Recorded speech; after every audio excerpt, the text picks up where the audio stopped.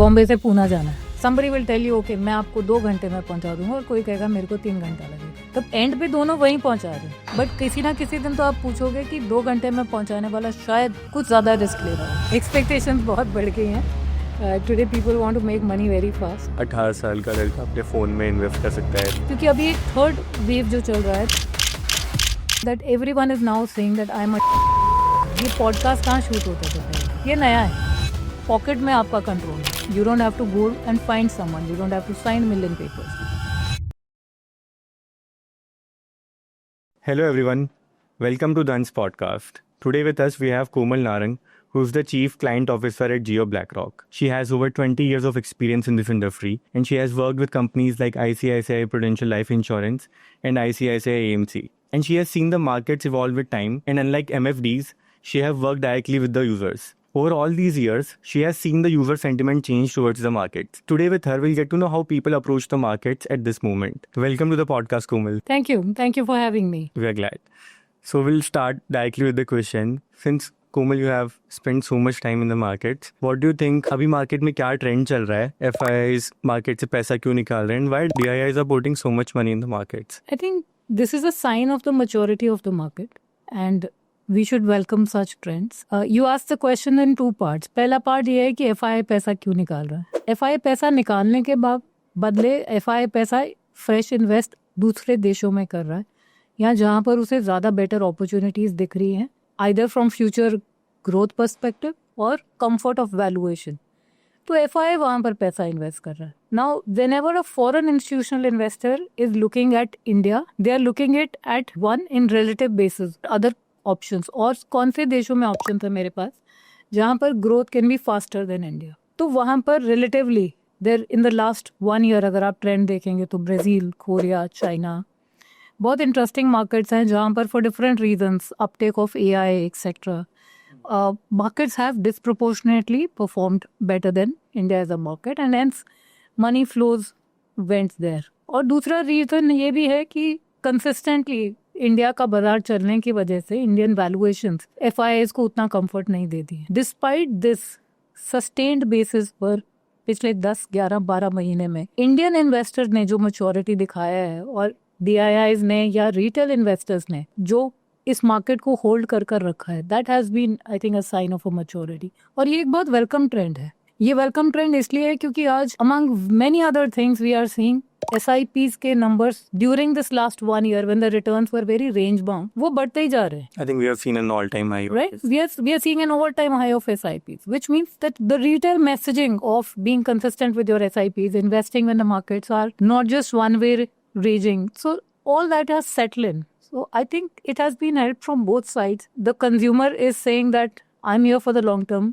Indian equity markets give one of the most prudent asset classes for you to look at capital appreciation. और दूसरा इसमें एक हमारा ecosystem भी बहुत ज़्यादा हेल्प करता है। आज शायद हम पूरे वर्ल्ड में अगर कहीं देखें उससे बेटर डिजिटल इकोसिस्टम इंडिया में एग्जिस्ट करता है, with the existence of UPI, Aadhaar, apps which are so digitally enabled. मेरे को इच्छा भी अगर इन्वेस्ट करने की, मेरे पास प्लेटफॉर्म्स भी होने चाहिए। सो आज डिजिटली इन्वेस्ट करने का तरीका भी अवेलेबल है, और मेरे को मार्केट्स के लिए कंटेंट नॉलेज इतना दिख रहा है कि मुझे वो समझ में आने लगा है। तो इन्वेस्टर एक मैच्योरिटी दिखाते जा रहा है, and I think that's a very welcome trend that we are seeing. So in one sentence if I was to summarise, FIIs bring a very chunky money, बहुत एक लार्ज पोर्शन में पैसा लेकर आते हैं, और वो पैसा उसी लार्ज पोर्शन में नहीं भी आता है। बट हमारी मार्केट के लिए बहुत अच्छा साइन है कि हमारे खुद के रिटेल इन्वेस्टर्स, हमारे इंडियन इन्वेस्टर्स, हमारे इंडियन डोमेस्टिक इन्वेस्टर्स इस मार्केट में सस्टेनेबली इंटरेस्ट शो करते जा रहे हैं, and that data is very encouraging. I think Indian markets काफ़ी मेच्योर भी हो चुके हैं एट दिस पॉइंट कि they are not reacting a lot from US markets वगैरह। पहले कैसा होता था कि US मार्केट्स गिरते थे तो Indian markets would fall. I think now we are seeing something opposite. जैसे आई थिंक कुछ दिन पहले Indian markets fell and then US markets fell overnight, so that's something different we are seeing. Since we are talking about retailers, we have हमने देखा है कि you guys have launched a lot of funds recently. So you started with the FlexiCap fund and then the arbitrage fund came in, and now the new NFO is live, which is sector rotation fund. तो I think हमारे बहुत सारे users होंगे who would love to know कि क्या होता है sector rotation and how does that fund work. So हम लोगों का जुलाई में पहला फंड लॉन्च हुआ था और आज हमारे पास कुछ 12 फंड्स हैं जो लाइव है मार्केट में। इसमें 5 इंडेक्स फंड्स है, एक एक्टिव इक्विटी फंड है और बाकी कैश फंड्स है, एक आर्बिट्राज फंड है जो आपने बोला, ड्यूरेशन फंड्स है। तो कस्टमर की एसेट एलोकेशन के हिसाब से हम लोग हमेशा माइंड अप्लाई करते रहते हैं दैट एज पर द कस्टमर एसेट एलोकेशन अगला कौन सा ऐसा हम प्रोडक्ट लॉन्च करें। तो एक बहुत इंटरेस्टिंग ट्रेंड सामने आता है। पिछले कुछ देर से लोगों का इंटरेस्ट, इन्वेस्टर्स का इंटरेस्ट रहता है कि मैं beyond market caps, beyond plane vanilla products, should I start taking exposure into certain sectors. और सेक्टर्स क्या होते हैं? Simple, like IT is a sector, pharma is a sector, banking and financial services is a sector. जब आप एक index में exposure लेते हैं तो खाली मैं अगर आपको कार्व आउट करके दे दूं निफ्टी 50, तो उसमें प्रीडोमिनेंटली 3 से 4 सेक्टर्स होंगे जो डोमिनेट करते हैं। तो आपको बहुत सारे सेक्टर्स के अंदर एक्सपोजर नहीं मिलता है। सेक्टर रोटेशन स्पेसिफिकली एम करेगा कि हम अपने डेटा और रिसर्च के बेसिस पे सेक्टर्स पे एक व्यू बनाएंगे और एक कस्टमर को एक सेल्फ प्रूडेंटली मैनेज फंड देंगे जिसमें हम सेक्टर्स पे अंडरवेट और ओवरवेट होके अपना व्यू एक्सप्रेस करेंगे और उसके थ्रू अल्फा जनरेट करेंगे।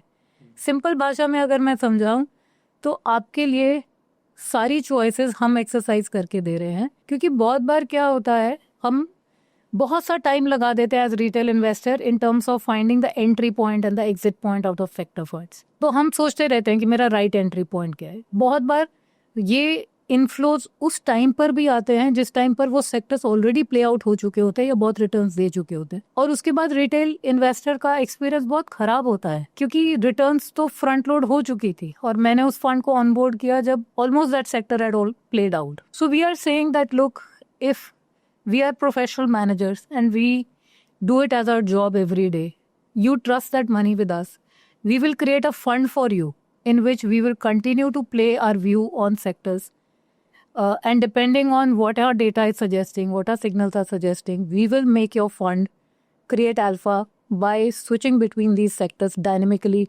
very very frequently through our research. I think a lot of people face FOMO when they miss a sectoral rally. Just say, for example, before budget, we have seen railway stocks going up and all that. So when they see all these stocks going up, they enter it at the later part of that rally and then they miss out on the other sectors at that point of time. So that's one thing. When I was looking about your fund, one thing which stood out is the concept of SAE.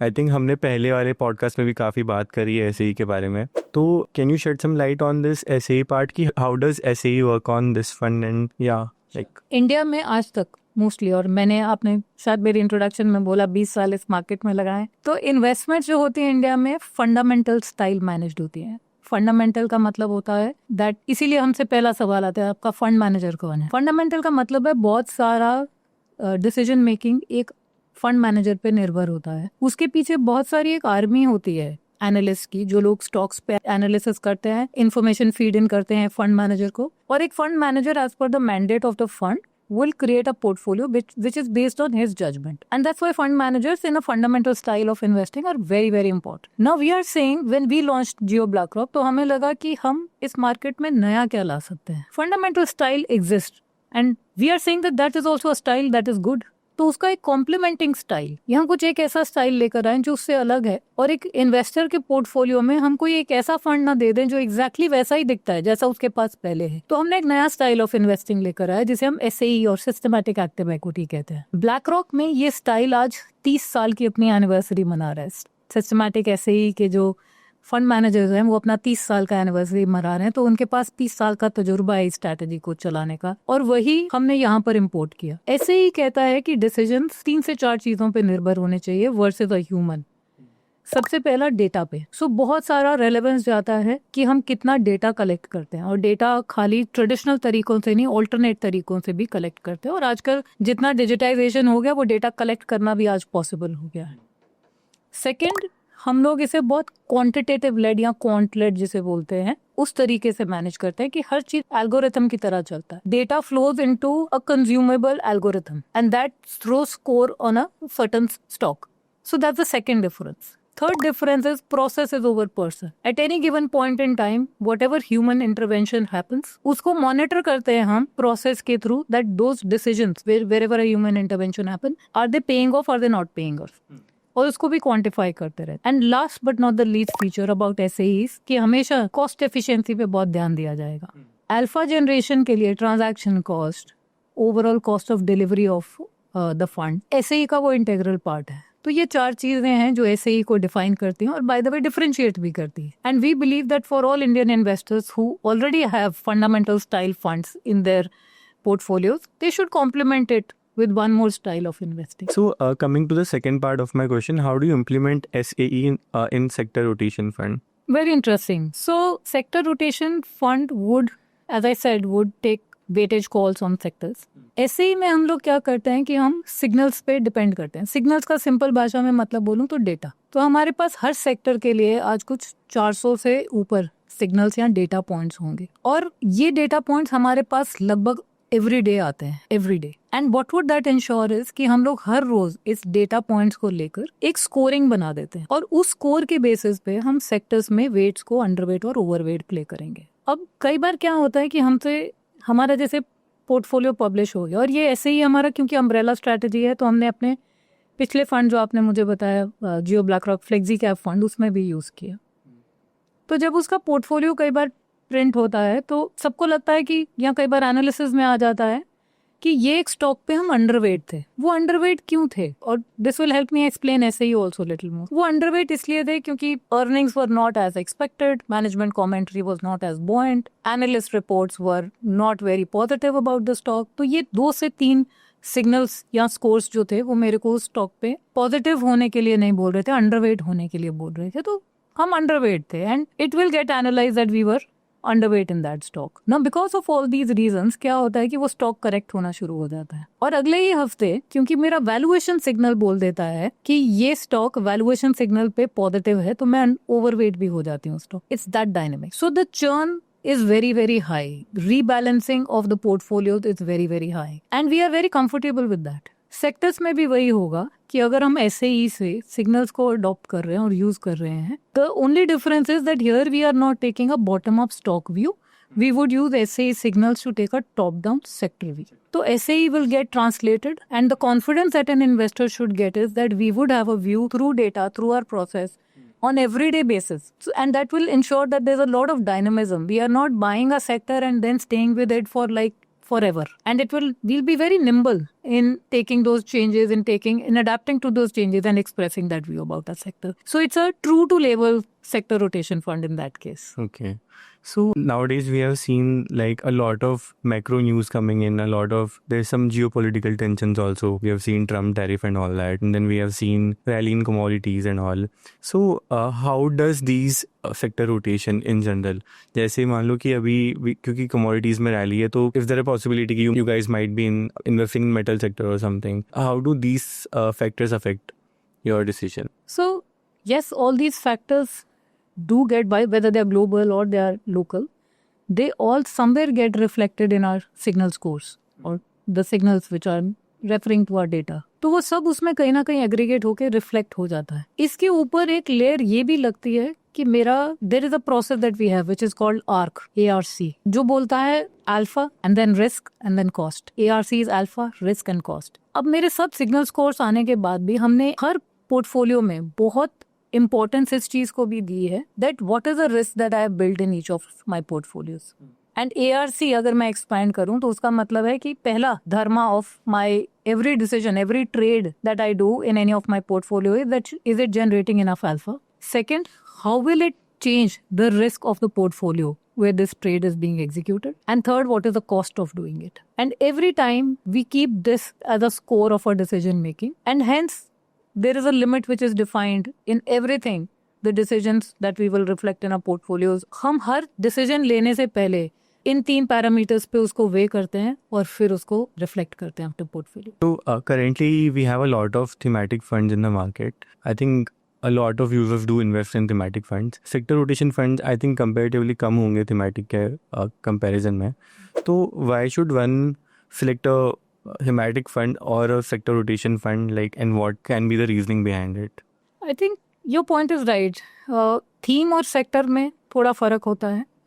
Theme होते हैं जैसे value, momentum. So themes are different. And then there are sectors. Sectors are, as I explained earlier, banking, IT, pharma, textile, auto. These are all sectors. Now your question is कि कोई investor खुद से इन sectors में invest कर सकता है? Yes. The answer to that is yes. Are there many options available? Yes. In the form of index funds, ETFs. Yes, there are many options available. I think the whole idea of a mutual fund vehicle is where you expect an expert to do that job for you. If you want to choose any of the sectors which you believe have complete understanding of, you should choose that. A sector rotation fund will only ensure that rather than driving a car where you have to constantly keep changing gears depending on the terrain on driving, here is where we are giving you an automatic car. Here is where we are saying that look, there is so much of expert knowledge that we are sitting on, there's so much of data that we are sitting on, and we are doing it for you. Her time पर किस sector में कब enter करना है, कब exit करना है, उसको कितना साइज करना है, ये सब डिसीजंस अगर आप कॉन्फिडेंट फील करते हैं खुद से लेने के लिए, then you should choose sector fund of your own. But if you believe that you need an expert help who can help you with all these three decisions, that when you should enter that sector, when you should exit that sector, and how much you should size in that sector, कितना उस पे overweight होना है, कितना नहीं होना है, वो सब decisions अगर आप किसी expert पे छोड़ना चाहते हैं तो ये fund उनके लिए बना है. Also, जैसे अगर आप किसी sectoral rotation fund में हो, when do you decide कि okay, it's time to exit that sector, or like you feel कि okay, this is getting saturated? Is it based on all the signals only from SAE mainly?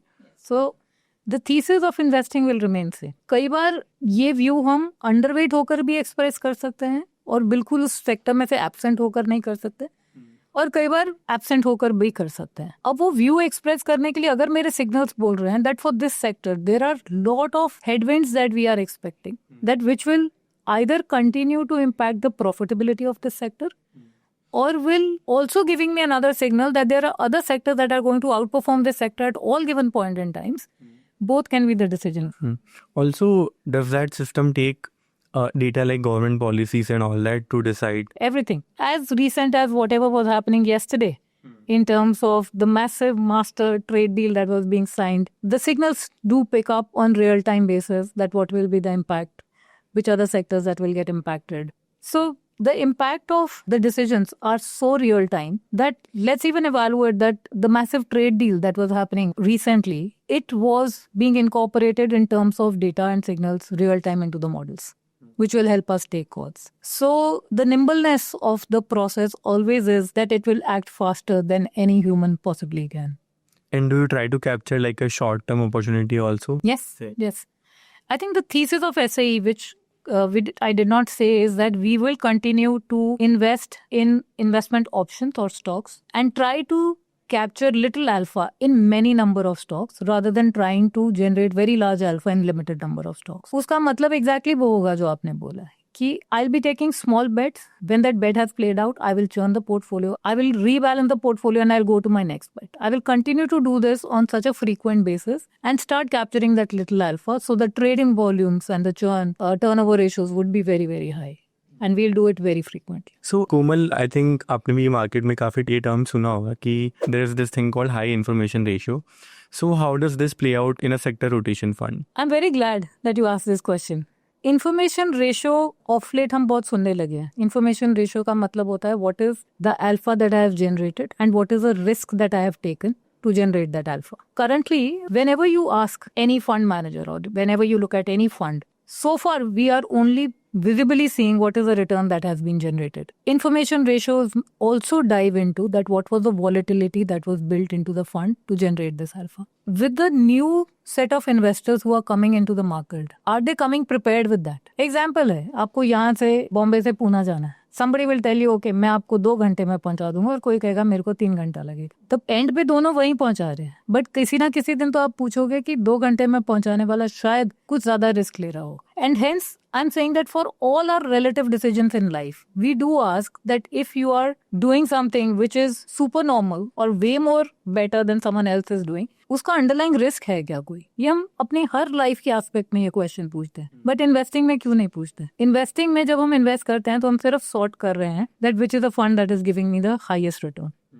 Information ratio is a very integral part of our systematic process as well as all funds that we are designing at Jio BlackRock. our strategies are very benchmark aware, and our strategies are very closely targeting that for every alpha that I'm generating, what is the risk that I'm building, and hence you should question us, you should see it visibly that what is the IRs that we are taking. So that's very interesting. I think लोग trading में volatility को बहुत ज़्यादा बात करते हैं, but in investing में they usually avoid talking about volatility. So I think people should know कि उनके पोर्टफोलियो को volatility के थ्रू गुजरना पड़ता है to generate X amount of returns. So Komal, coming to the final part of this podcast, since you have been in the markets from such a long period of time, say from 2005 to now 2026, what all changes you have seen over the years? Like पहले you have to go like door to door and talk to users. How was that experience compared to now, जहाँ पे कोई भी I think 18 साल का लड़का अपने phone में इन्वेस्ट कर सकता है, मतलब in like seconds and all that. So what all changes you have seen and how do you feel about it? I think this is where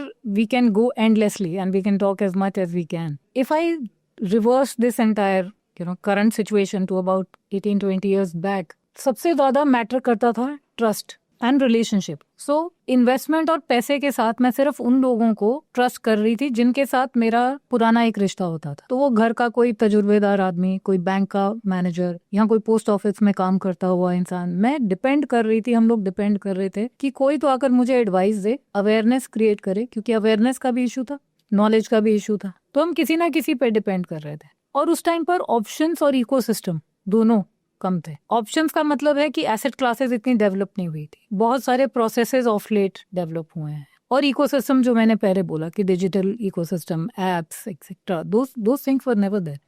सो एक फिजिकल फॉर्मेट में हमारे को सबको याद है कि सैटरडेज और संडेज हमारे पेरेंट्स के हमारे जाते थे कि कोई तो एक अंकल हैं जो एडवाइस करते हैं और बहुत सारी फाइल्स के बीच में उन डिसीजंस को डॉक्यूमेंट करके हम लोग लेते जा रहे थे. As time progressed and I think the regulators in this country have played a huge role in terms of developing our industry, and लोगों का trust from a person to product बन गया. आज खाली एक इंसान पे नहीं, मुझे अगर confidence है that mutual fund as a vehicle is something that I am trusting because of the transparency that it offers, because of the efficiency that it offers. मेरे को एक एक स्टॉक पता है. वर्ल्ड के बहुत कोनों में ऐसा ट्रांसपेरेंसी नहीं होता पोर्टफोलियो में. I exactly know that in my fund or a mutual fund what was bought and sold last month, what is the weightage of each of the stock, what is the expense that they are charging, who's managing my money. That level of daily NAV declaration, expenses की transparency, इतना development हो गया है that today the person trust has moved to a product trust, and today people believe that mutual fund सही है. Before anything or everything, जब mutual fund सही हो जाता है तो कस्टमर का इंटरेस्ट और अवेयरनेस खुद से बढ़ने लगता है because they are themselves reading at it. And the third thing that happened was that the ecosystem developed. Ecosystem जब मैं बार बार बोल रही हूँ तो उसका मतलब है सब पहले क्या सोचते थे कि म्यूचुअल फंड में इन्वेस्ट करने के लिए एक बहुत बड़ा अमाउंट चाहिए. SIP as a vehicle itself I call as an ecosystem. जब लोगों को समझने लगा कि बाइट साइज इन्वेस्टमेंट्स करके मैं इक्विटी में एक्सपोजर ले सकती हूँ, और इक्विटी में एक्सपोजर लेना, कैपिटल मार्केट्स में एक्सपोजर लेना आज की डेट में अपने देश की तरक्की में पार्टिसिपेट करना, अगर मैं वो कर पा रही हूँ तो उससे बढ़िया कोई तरीका ही नहीं हो सकता. तो हमने एक पूरा नया कस्टमर सेगमेंट ओपन कर दिया जो मंथली इनकम पे डिपेंडेंट था कि आप भी म्यूचुअल फंड में इन्वेस्ट कर सकते हैं, छोटे अमाउंट के साथ इन्वेस्ट कर सकते हैं, और आपके रिस्क को भी डाइवर्सिफिकेशन मिल जाती है because every month you are buying units at a different price and hence your rupee cost averaging is kicking. SWP किसी ने सोचा ही नहीं था. आज म्यूचुअल फंड्स को रिटायरमेंट प्लान की तरह सोचा जा सकता है because after a point in time that you have a corpus, आप उसमें से SWP लगा सकते हैं जो सिर्फ उतने अमाउंट के जितनी आपकी जरूरत है और आपका बाकी पूरा पोर्टफोलियो कंपाउंड करते रहेगा. And then add to that the entire digital ecosystem, which is a 360 around it, which is कि आपकी पॉकेट में आपका कंट्रोल है. You don't have to go and find someone, you don't have to sign million papers. हमारी अपने app पर हम कल बहुत यूजर्स के साथ टेस्ट कर रहे थे. Under 7 minutes a folio can be opened. Under 7 minutes, if you are a new investor, you can open your folio, start transacting in mutual funds. Your bank accounts can be linked seamlessly, and transactions can be of all kinds, financial, service request, everything can be given digitally. I think all this has created to a lot of change in how this industry was and how it is. And I still believe, and my hope is that in the next 5 years, we are still sitting at a cusp of a far bigger disruption that we have not even imagined. यहाँ से तो और क्योंकि अभी एक third wave जो चल रहा है that everyone is now saying that I am a DIY customer. ये पॉडकास्ट कहाँ शूट होते थे पहले, ये नया है, right? This is something new.